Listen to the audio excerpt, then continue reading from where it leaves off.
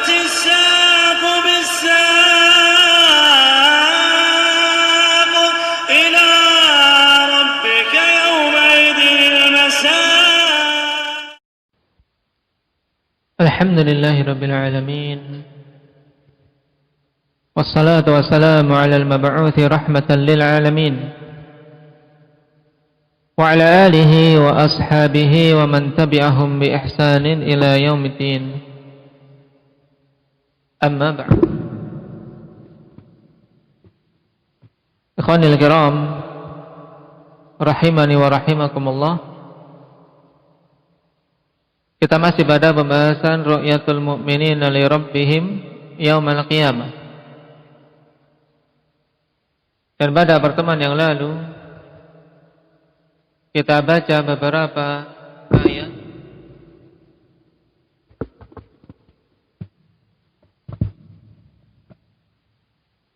yang dibawakan oleh Syekhul Islam Ibnu Taimiyah rahimahullahu taala,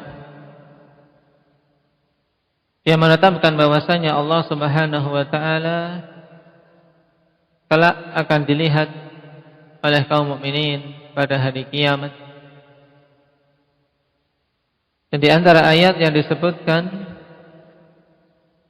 itu firman Allah Subhanahu wa taala dalam surat Yunus, lilladzina ahsanul husna wa ziyadah.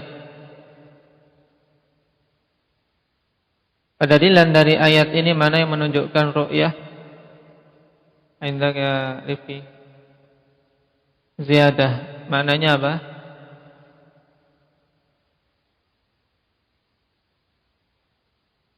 Tambahan tersebut berupa an-nazar ila wajhillahi ta'ala. Siapa yang menafsirkan demikian dari para salaf?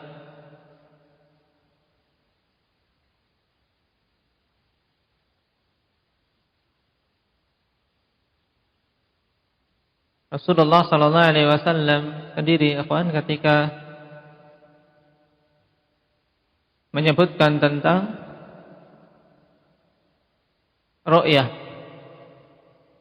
bahwasanya kaum mukminin kelak akan melihat Allah Subhanahu wa taala yaumal qiyamah.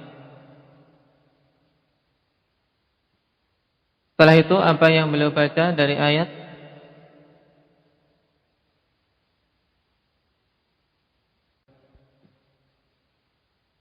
Naam, ayat ini lilladzina ahsanul husna wa ziyadah.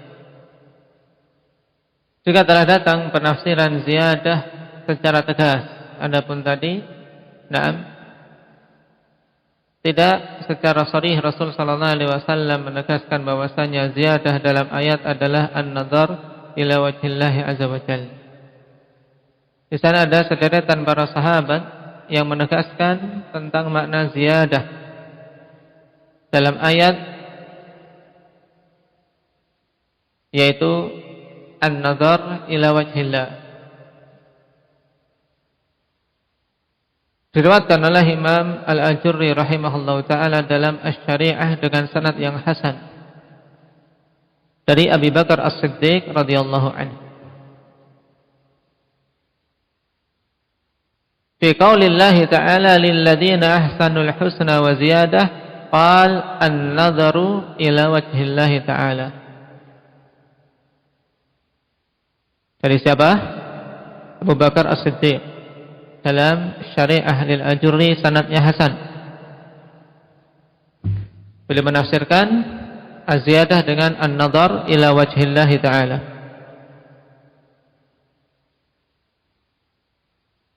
Kemudian juga datang dari Hudzaifah, masih dalam Asy-Syari'ah lil Ajurri dengan sanad yang hasan juga. Lilladzina ahsanul husna wa ziyadah qala an-nadharu ila Allah ta'ala. Beliau jelas di sini menafsirkan ziyadah dengan melihat kepada Allah Subhanahu wa taala.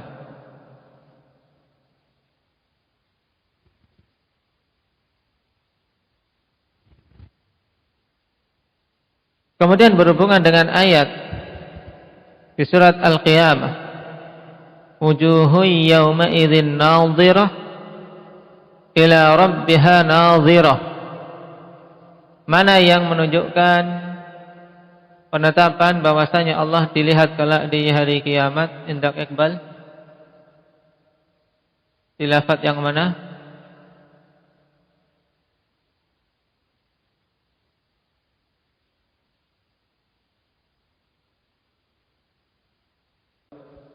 Nah, pada lafaz nadhirah dengan dha,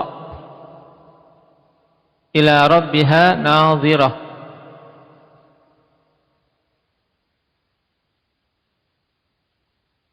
Diriwayatkan dari Al-Hasan Al-Basri dengan sanad yang sahih dalam As-Sunnah li Abdullah bin Ahmad, juga dalam Syarah Ushul I'tiqad Ahli Sunnah lil-Lalika'i.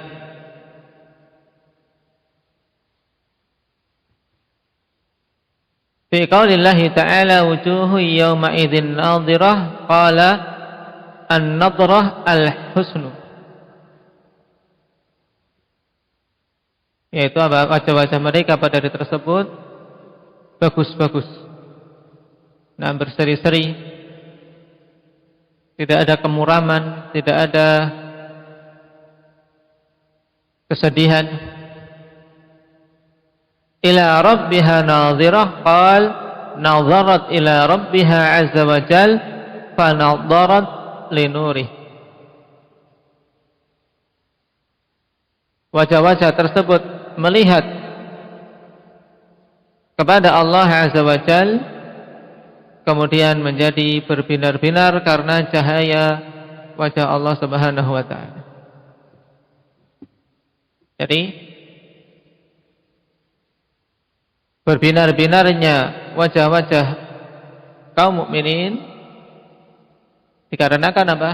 Karena melihat wajah Allah Subhanahu wa ta'ala.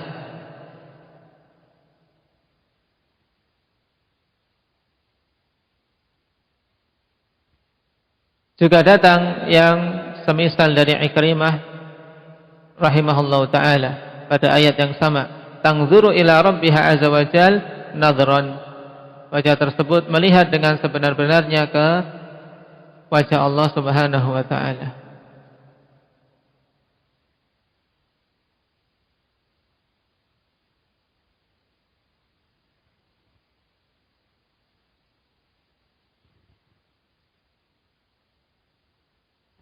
Baik.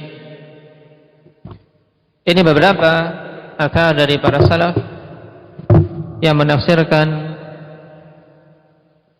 tentang ayat-ayat yang kemarin kita baca. Sekarang kita lanjutkan. Setelah kita tahu ikhwan bahwasannya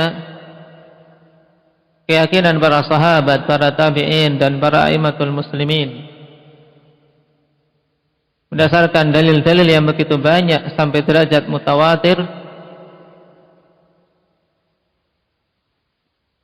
dengan yakin bahwasanya Allah Subhanahu wa ta'ala kala akan dilihat oleh kaum mukminin pada hari kiamat. Nah, di sana ada firqah yang menyelisih keyakinan ini. Kita baca qala hafizahullah ta'ala khilafan lirrafidhah wal jahmiyah wal mu'tazilah. Berbeda dengan orang-orang Rafidhah, telah kita lewati Rafidhah. Asal mula penamaannya kenapa dinamakan Rafidhah indak ya Arin?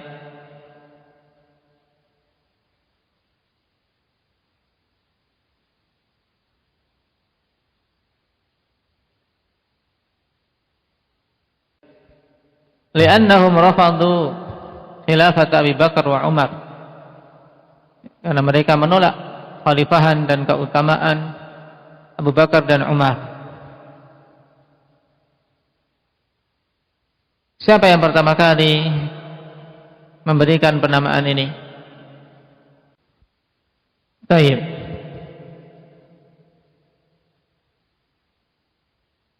Nama ini disematkan oleh Zaid bin Ali bin Husain bin Ali bin Abi Thalib tatkala beliau ditanya oleh mereka-mereka tentang Abu Bakar dan Umar. Maka beliau menjawab, huma wazir jaddi, keduanya adalah pembantu kakekku yaitu Rasul sallallahu alaihi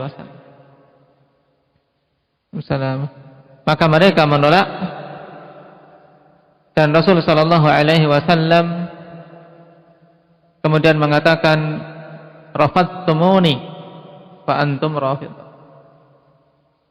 Naam, baik. Kalian menolakku.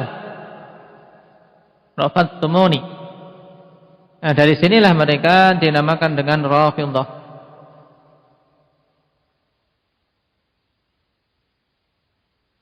Baik. Adapun Jahmiyah, kenapa dinamakan Jahmiyah? Indak Amir. Karena mereka mengikuti keyakinan Jahm ibn Safwan. Yang Jahm ibn Safwan mengambil dari Sa'ad bin Dirham. Kemudian wal Mu'tazilah. Kenapa dinamakan Mu'tazilah? Indak ya Ukashah.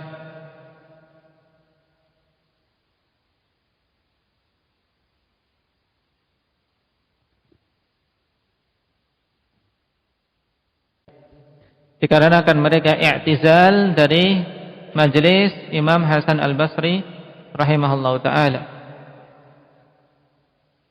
Tidak mau mengikuti majelis beliau dikarenakan perbedaan dalam permasalahan keyakinan tentang keadaan pelaku dosa besar. Baik, pelaku dosa besar itu gimana? Nah, orang-orang Mu'tazilah mengatakan mereka tidak mukmin, tidak kafir di dunia, tapi di akhirat kekal. Dan demikianlah awal kesesatan suatu kaum ikhwani fillah tatkala mereka berpaling dari ulamanya.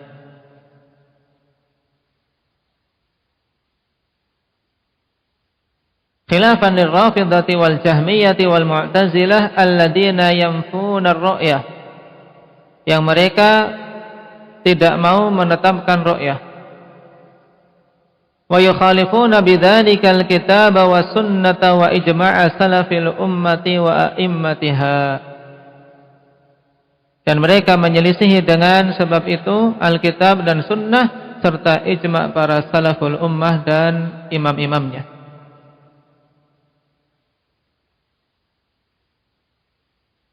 Wa yatamiduna ala syubahin wahiyatin wa ta'lilatin batilah. Ini kebanyakan keadaan ahlul ahwa, ikhwan. Mereka bersandar pada syubhat-syubhat yang lemah serta alasan-alasan yang batil. Syubhat lemah, alasan batil. Minha di antaranya, sekarang perhatikan alasan-alasan mereka untuk kita tahu bagaimana cara membantahnya.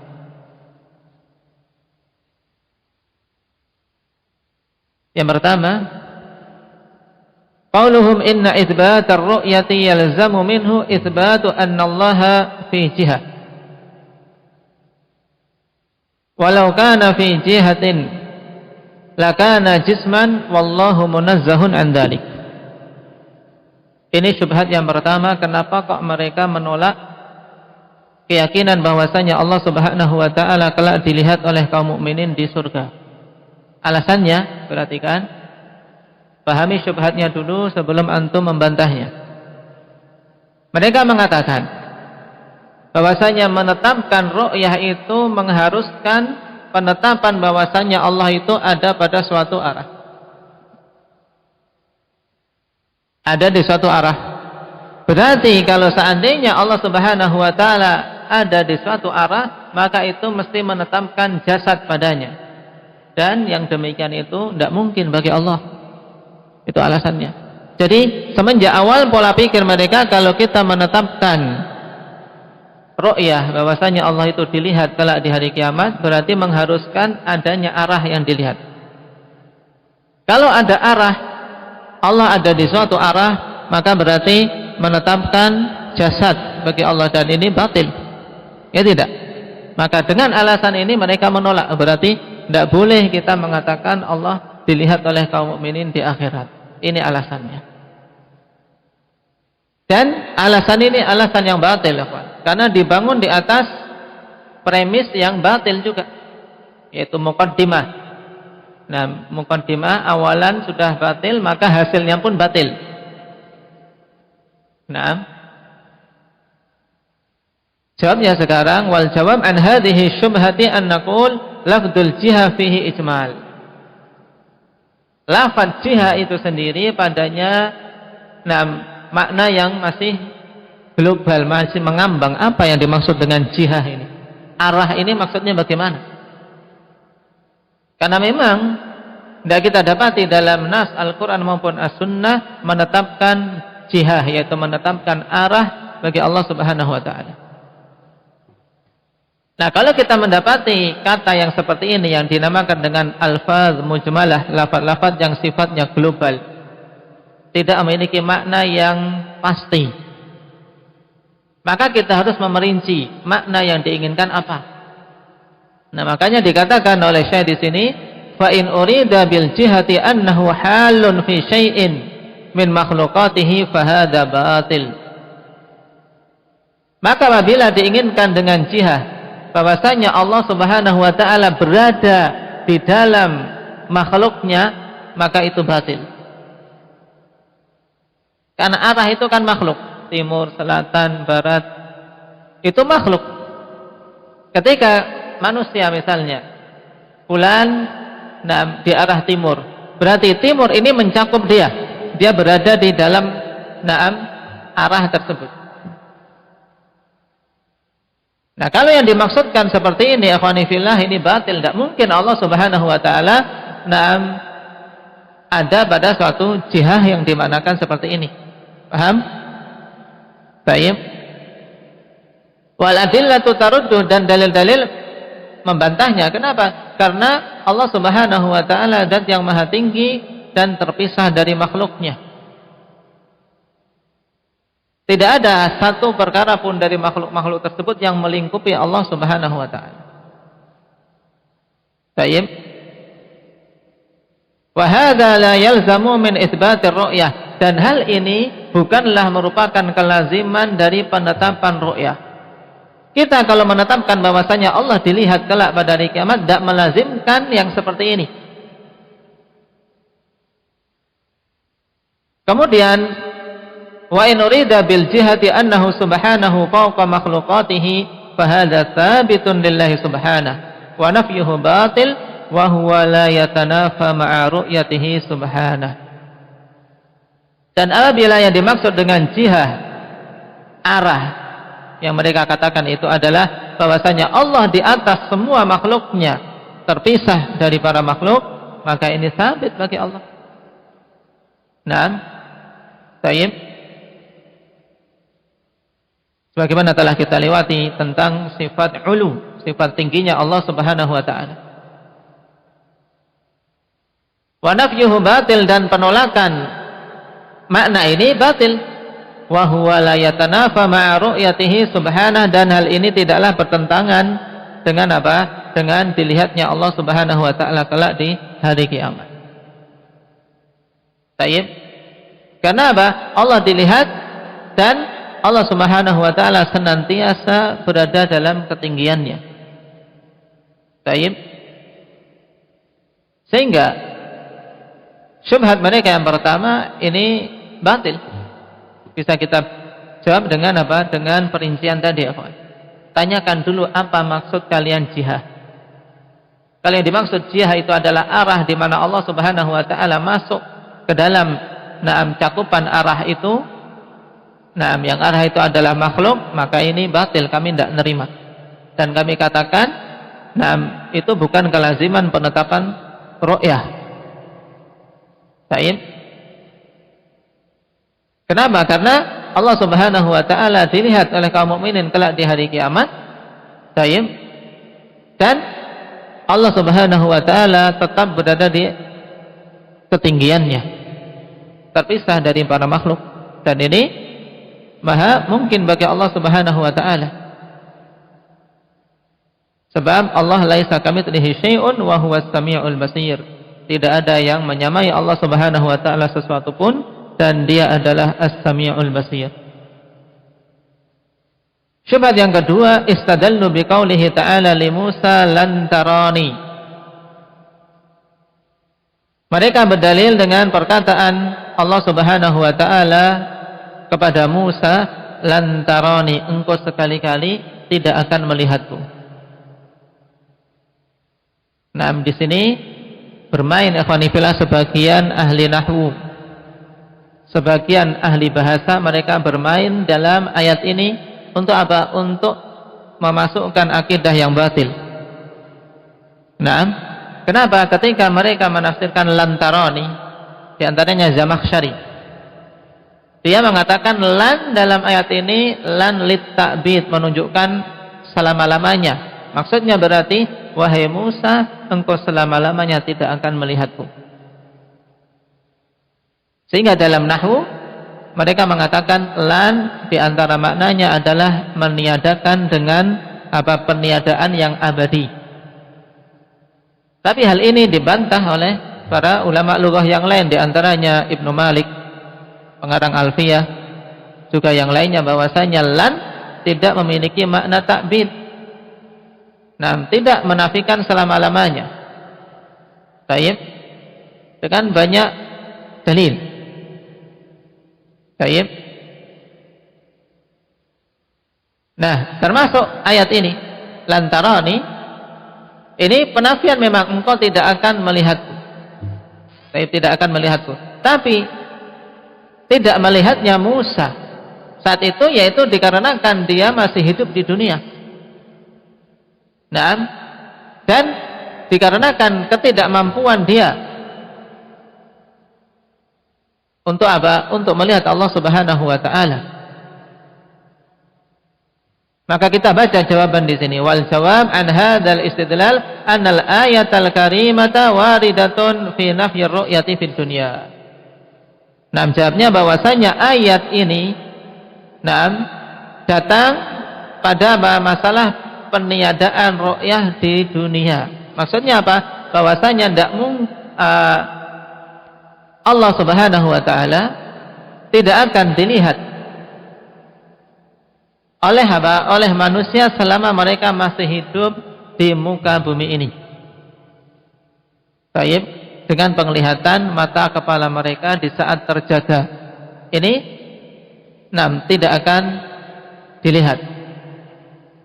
Makanya Musa ketika meminta kepada Allah Subhanahu wa taala untuk bisa melihat Allah di dunia, maka Allah jawab lantarani, engkau tidak akan melihatku. Sehingga diberikan penguat ikhwanillah bahwasanya Musa memang tidak akan mampu melihat Allah Subhanahu wa taala selama hidup di dunia. Nah, makanya Allah katakan dalam kelanjutan ayat, walakin undur ilal jabal, lihatlah ke gunung itu. Kalau gunung itu tetap dalam kondisinya berarti engkau mampu, tapi ketika gunung itu luluh, hancur, maka berarti engkau tidak akan melihatku.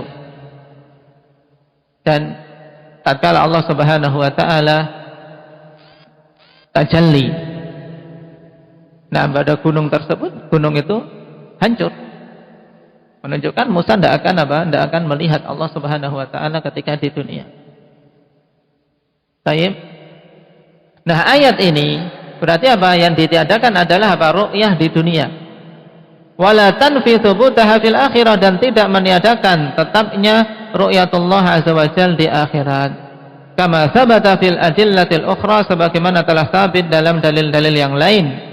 Wa halatun nasi fil akhirah takhtalifu an halatihim fid dunya, dan keadaan para manusia di akhirat berbeda dengan keadaan mereka di dunia. Ini jelas. Bahkan di akhirat nikmat terbesar adalah tatkala kaum mukminin yang telah dimasukkan ke dalam surga diberi rizki untuk melihat wajah Allah Subhanahu wa taala. Syubhat ketiga yang terakhir yang disebutkan di sini yaitu istadallu biqaulihi ta'ala la tudrikuhul absar. Nah, la tudrikuhul absar, mata-mata itu tidak mampu melingkupi Allah Subhanahu wa taala. Nah, mereka berdalil dengan ayat ini bahwasanya idrak itu melihat, berarti mereka maknakan mata-mata tidak akan bisa melihat Allah. Ini makna mereka yang didatangkan oleh ahlul bid'ah. Tapi jawaban ahli sunnah bagaimana? Wal jawab an hadzal istidlal annal ayata innama fiha nafyul idrak. Ayat ini, yang ada padanya adalah apa? Peniadaan idrak, yaitu apa? Melingkupinya, yaitu penglihatan di mana apa? Melihat secara keseluruhan. Ini memang tidak mungkin. Kenapa? Karena tidak ada satupun dari makhluk ini yang mampu melingkupi Allah. Wala yuhituna bihi ilma, ilmu saja tidak mampu melingkupi apalagi pandangan. Baik. Apalagi pandangan. Makanya yang ditiadakan di sini adalah idrak. Dan idrak ikhwanifillah yaitu lebih dari sekedar melihat. Melihat dalam kondisi semua sisi dia cakup. Nah, dan ini tidak mungkin manusia mampu. Walaysa fiha nafyu ru'yah, dan pada ayat ini tidak ada peniadaan terhadap ru'yah. Wal idraku ma'nahu al-ihatah, dan idrak maknanya ihatah, yaitu melingkupi. Tidak mungkin makhluk melingkupi ilmunya dan melingkupi pandangannya terhadap Allah Subhanahu wa taala. Fallahu Subhanahu wa taala yarahul mu'minun wa la yuhituna bih. Sebab Allah Subhanahu wa taala kaum mukminin kelak akan melihatnya dan mereka tidak mampu melingkupinya. Baik. Fal nafyul idrak talzamu minhu wujudur ru'yah. Bahkan peniadaan idrak, ya peniadaan idrak di sini itu bahwasanya kaum mukminin tidak akan mampu melingkupi Allah dari sisi pandangan. Itu melazimkan darinya sebenarnya ada apa? Ada penetapan ru'yah. Mereka melihat tapi tidak mampu melingkupi. Baik. Fal ayatu min adillati itsbatir ru'yah, sehingga ayat ini malah menjadi dalil tentang penetapan ru'yah, bahwasanya Allah kelak dilihat oleh kaum mukminin pada hari kiamat. Wallahu taala alam. Baik. Ini sebagian syubhat yang sekilas ikhwanifillah. Nah, kita lihat lemahnya syubhat tersebut, tapi dalam keadaan demikian banyak sekali manusia yang terjatuh di dalam penolakan terhadap sifat yang apa? Yang dibangun di atas dalil yang mutawatir. Makanya datang kalimat dari para salaf ikhwani fillah tentang kufurnya orang-orang yang menolak, tidak mau meyakini bahwasanya Allah Subhanahu wa taala akan dilihat oleh kaum mukminin kelak pada hari kiamat. Dikatakan oleh Ibnul Qayyim rahimahullahu taala dalam Istima'ul Juyush Al-Islamiyah, Imam Al-Muzani rahimahullah dari kalangan Syafi'iyah. Maka ini sebenarnya bantahan telak untuk mereka-mereka yang menisbahkan kepada madhab Syafi'i tapi menolak keyakinan ini. Imam Al-Muzani mengatakan, faman yunkiru ru'yatallahi ta'ala fil akhirah fahuwa indal mu'minina syarrun minal yahudi wan nasara wal majus walaysu bimu'minina inda jami'il mu'minin. Sangat tegas. Siapa saja mengingkari ru'yatullah di akhirat kelak, yang mengingkari bahwasanya Allah kelak dilihat di akhirat, maka dia di sisi kaum mukminin lebih jelek daripada orang-orang Yahudi dan orang-orang Nasara serta orang-orang Majusi. Dan mereka bukanlah dari bagian kaum mukminin di sisi keseluruhan kaum mukminin. Berarti apa? Kufur. Menolak ikhwan fillah. Keyakinan ini kufur.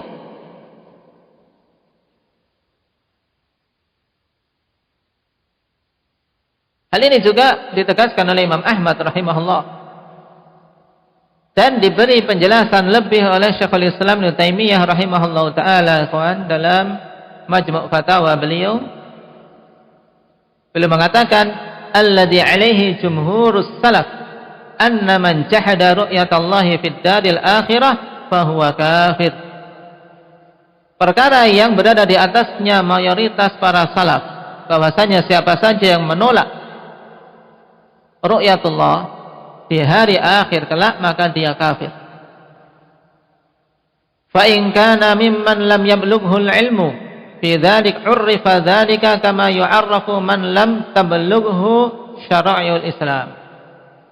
Kemudian apabila dia termasuk di antara orang-orang yang belum sampai kepadanya ilmu tentang hal tersebut, maka diberitahu hal tersebut sebagaimana diberitahu orang-orang yang belum sampai kepadanya syariat-syariat Islam.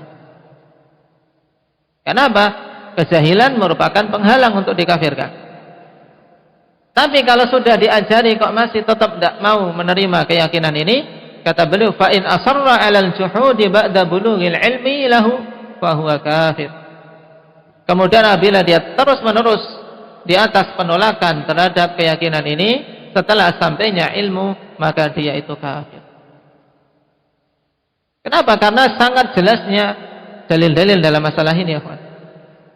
Juga ditegaskan oleh Imam Az-Zahabi rahimahullah ta'ala dalam Siyar dengan apa? Dengan pernyataan yang hampir sama. Naam,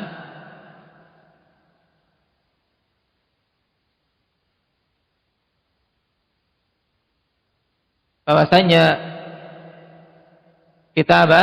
Mencela dan apa? Membid'ahkan siapa saja mengingkari ru'yah. Dikarenakan apa? Dikarenakan perkara ini sabit berdasarkan nas-nas yang mutawatir, yang tidak akan mungkin ditolak